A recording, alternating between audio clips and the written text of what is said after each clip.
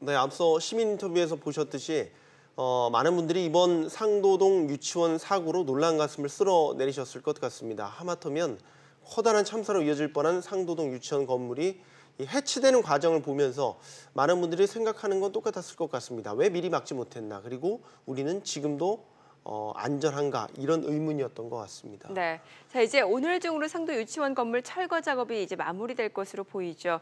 가산동 싱크홀에 이어서 상도 유치원 집안 침하까지 이런 사고들의 원인은 무엇이고 또 우리를 둘러싼 건물은 과연 괜찮은 건지 알아보겠습니다. 연세대 사회환경시스템공학부 조원철 명예교수입니다. 어서 오세요. 안녕하십니까. 예, 수고하십니다. 상도동 유치원 같은 경우는 이제 철거되는 모습도 사실 좀 위태위태했어요. 워낙 집안 침하가 이뤄진 상태에서 기울어진 상태에서 이제 철거를 하다 보니까 그렇죠. 원래 이런 식으로 철거를 하는 게 맞는 겁니까, 교수님? 저 현장 상황에서는 그렇게 하는 것이 최선입니다. 그렇게 하는 게 최선입니까? 예.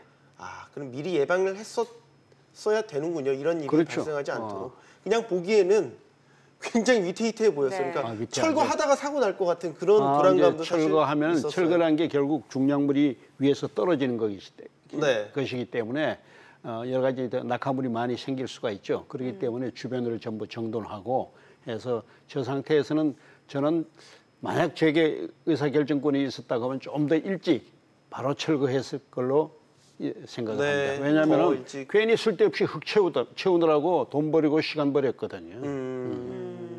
사실 많은 분들이 왜 저렇게 됐는지 그 확실한 원인에 대해서 궁금해하는 상황이거든요. 기술적 원인은 뭐 그건 분명합니다. 어떻게 분명하냐면은 집안 조사를 안 했거든요.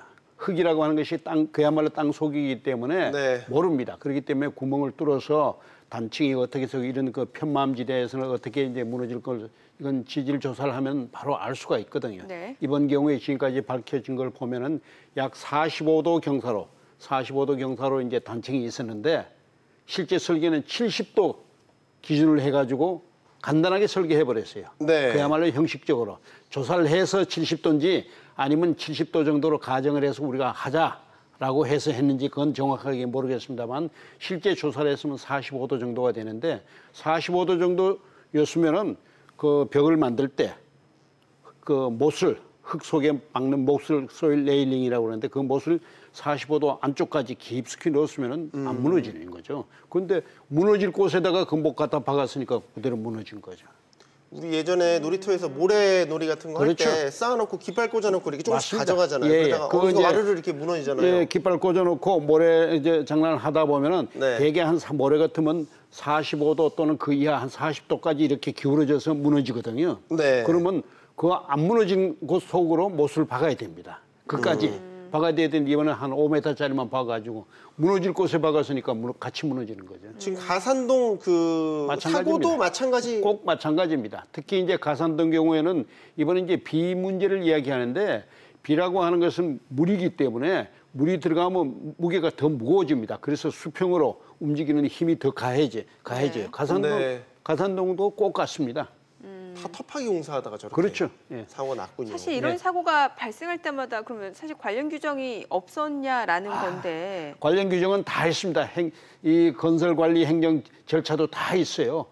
이번에 저는 가장 이제 이번 사고를 뭐 불행 중 다행은 아닙니다만 사고를 통해서 꼭 내가 강조하고 싶은 것이 이 건설 행정의 책임성이 어디까지인지 없어요. 그러니까 규정은 있지만 그렇죠. 책임 소재는 이제 지난 불분명하다. 3월 달에 시립대학 이수공 교수가 현장에 가서 조사를 해가지고 지질 전문가거든요. 가서 보고서를 냈으면은 그걸 받아가지고 구청에서 현장에다 지시를 하고 그것이 어떻게 시행됐는지 반응을 했는지를 절차를 확인해야 되거든요. 그저 내렸는지 아니면 내리고서도 그냥 그래서 끝나버렸어요. 우리나라의 모든 건설 행정이 그런 식으로 되기 때문에 문제가 생기는 겁니다. 그렇기 때문에 이번에는 구청의 직원들하고 거기에 특히 이제 현장 소장 또 감리 맡은 분 세 분에 대한 책임은 분명히 물어야 될 겁니다. 그래서 지금 또 논란이 되고 있는 게 사전에 위험을 알렸는데도 불구하고 구청에서 현장 조사에 안 나섰고 시공사가 감리도 하는 셀프 감리라고 하잖아요. 이런 것도 드러났다면 우리나라 이제 감리 제도도 상당히 문제입니다. 감리 제도는 모든 현장의 기술적인 문제를 자기들 검토해 가지고 시공사 보고 이렇게 하라 저렇게 하라고 해야 되는데 이게 지금 제도적으로 잘못돼 있어요. 같이 가도록 돼 있어요. 그러니까 현장 보고 이렇게 하라 저렇게 하라 지시를 못합니다. 문제를 알아도요. 물론 알지 못하는 경우도 많이 있습니다만 알아도 이렇게 돈이 드니까 시간이 드니까. 근데 우리 CNBC가 경제방송이지 않습니까? 네. 분명히 우리가 시청자들이 알아야 할 것이 경제하고 금전출납부를 구분해 줬으면 좋겠습니다. 예를 들어서 1억을 투자를 해서 사전에 조처를 했으면 네. 200억의 손해를 막았거든요. 그러면 199억의 이익이 났다는 생각을 가져줘야 돼요. 우리 사회에서는 그게 없습니다. 손해를 막아봤자 그건 제로입니다. 그러니까 단순하게 금전출납부 경제를 우리가 운영하고 있어요. 네, 알겠습니다, 교수님. 결과적으로 잘 신경 쓰겠습니다. 현행 건축법 자체의 허점도 있다라는 거고 그렇기 때문에 이런 문제까지도 지금 발생이 된 건데 근본적인 원인을 알면은 고칠 수 있는 거 아닙니까? 그렇죠. 예. 이거 집안 조사 해가지고 제대로 못을 받고 했으면은 위에서 못을 박아놓으면 위에 건물이 이제 딱 눌러주니까 이게 무너지질 않죠.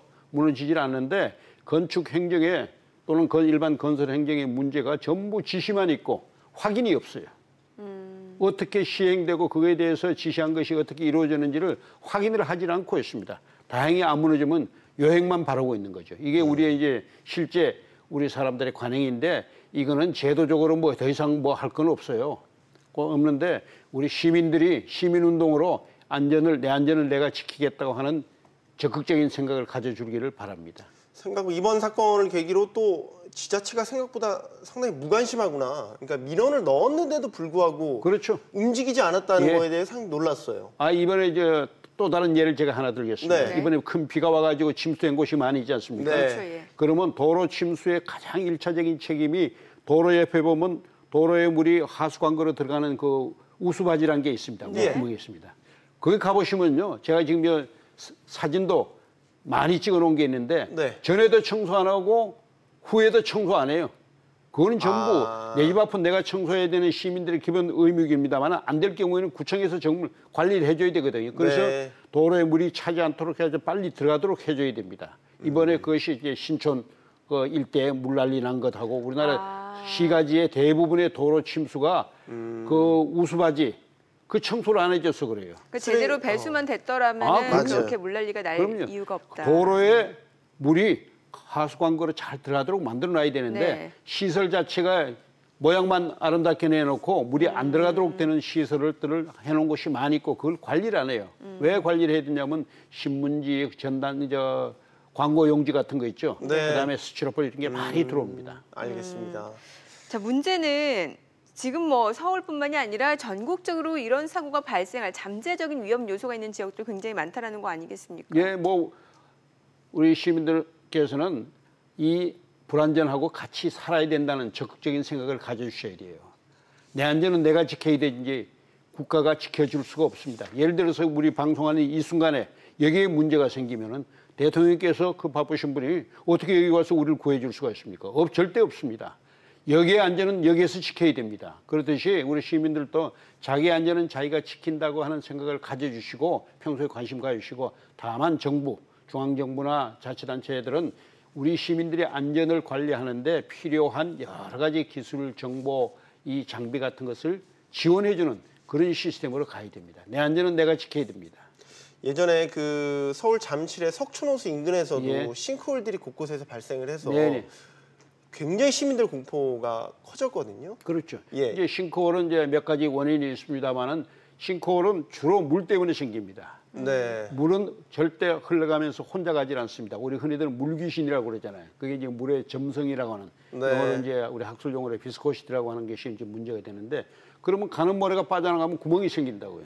그러면 위에서 차가 지나가고 진동을 주고 하중을 주면 이게 구멍이 뻥 뚫어지는 겁니다. 그것이 지하수가 됐든 또는 하수에 의한 거든 상수에 의한 거든지 특히 석촌호수 주변에는 물 움직임이 많습니다. 왜냐하면 네. 매립 지역이거든요. 예. 석촌호수하고 한강하고는 땅속으로 직결이 되어 있습니다. 그래서 물이 많이 움직이고 매립 지역이고 또 거기에는 대형 건물 지으면서 지하 공간을 많이 개발하다 보니까 네. 지하수가 방향이 움직여 버렸어요. 움직이니까 그 지하수 움직이는 것만 잘 관찰하고 분석하면은 싱크홀도 충분하게 예측할 수가 있습니다. 예.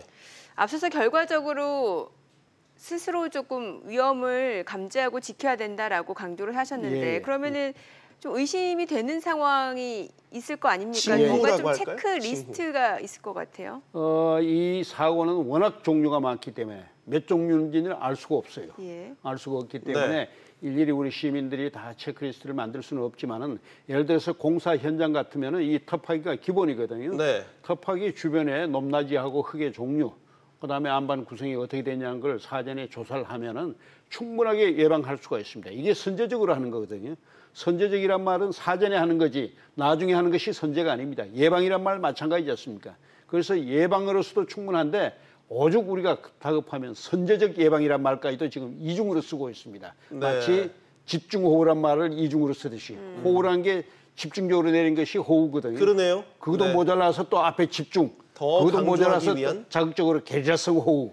그렇게 네. 우리가 이제 시민들에게 자극을 주기 위해서 하는데 안전관리는 내가 해야 되고 평소에 자기 생활 영역, 도로든지 주택가 주변에 문제가 있으면은 행정당국에 보고를 하고 행정당국에서는 그걸 끝까지 추적해서 개선이 될 때까지 노력해 줘야 됩니다. 하지 않으면은 책임을 져야죠. 근데 우린 책임이 없어요. 자리 옮겨버리든지 뭐 어디 다른 데 보내버리면 끝나버립니다.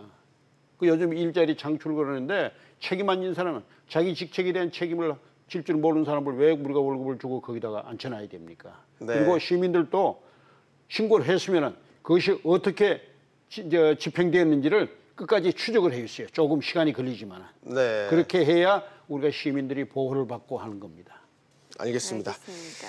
자, 어쨌든 상도동 유치원 사태를 계기로 다시 한번 안전 불감증에 대한 우려 어쩔 수 없는 것 같습니다. 조원철 교수와 이를 얘기 나눠봤습니다. 감사합니다. 예, 잘 들었습니다.